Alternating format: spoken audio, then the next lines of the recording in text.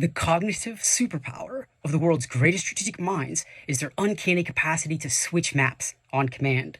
Listen to this story, then I'll share 3 powerful hacks to harness this power to achieve your own daring dream. One winter night in 1862, as cannon fire shattered the darkness, Otto von Bismarck rushed between flickering street lamps to a war room. His people's future was in his hands. Failure meant annihilation.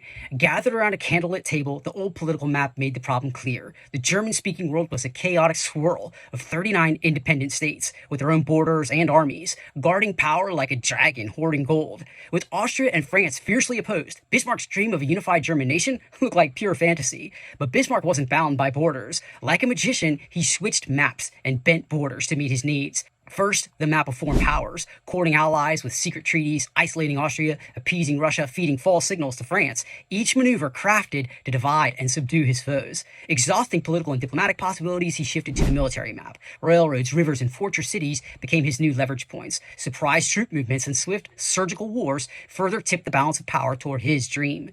Winning foreign wars softened internal resistance to unification, but not enough, so Bismarck switched maps again. Ethnic, religious, and dynastic maps worked like new lenses, revealing new insights and allies unthinkable on a single political map. The cultural map revealed a shared German language, legal traditions and institutions, in essence, a shared identity that proved pivotal in binding the states together in a unified whole. Finally, the symbolic map. After defeating France, Bismarck's masterstroke was staging the king's coronation at Versailles.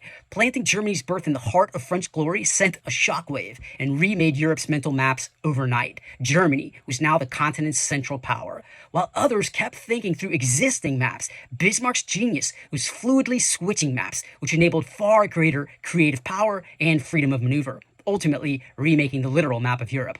More than a reframe, switching maps gives you a completely different lay of the land, with different power dynamics, system mechanics, and rules. Here are 3 tactics to exploit this power. 1. Navigate challenges by changing maps. Persistent problems are rarely solved by searching for solutions. They're solved by changing the map you use to navigate the problem. A new map changes the geometry, revealing new angles, space, and planes. 2. Explore irregular maps. Judging them irrelevant, most leaders quietly exile whole categories of reality, but advantage often awaits in those borderlands, in terrain others never bother to chart. Before you build your next strategic plan, walk the edges, study the contours of maps that you would normally dismiss. 3. Redraw the borders. Borders aren't terrain, they're agreements about terrain. They're mental constructs.